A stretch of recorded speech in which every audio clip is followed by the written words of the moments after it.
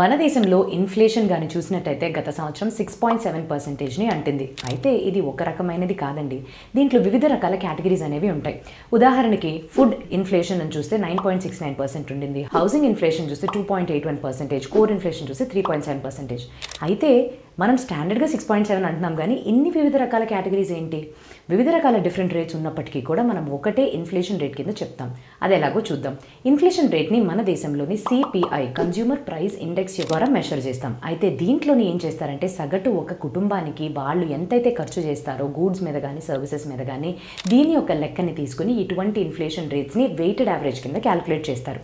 కాకపోతే వివిధ ప్రాంతాలకి వివిధ రకమైన ఇన్ఫ్లేషన్స్ ఉంటాయి. ఎందుకంటే వాళ్ళ యొక్క ఖర్చు, మౌలిక సదుపాయాలు, వివిధ రకాల విషయాలు ఇందులో ఇన్వాల్వ్ అయి ఉంటాయి కాబట్టి. అయితే అక్టోబర్ 2024కి సిపిఐ ద్వారా మనకి తెలిసిన విషయం ఏంటంటే ఇన్ఫ్లేషన్ అనేది 6.2% రీచ్ అయింది. ఇందులో కూడాను ఫుడ్ అండ్ బీవరేజెస్ సెగ్మెంట్ 45% ఇన్ఫ్లేషన్ని చూపించింది.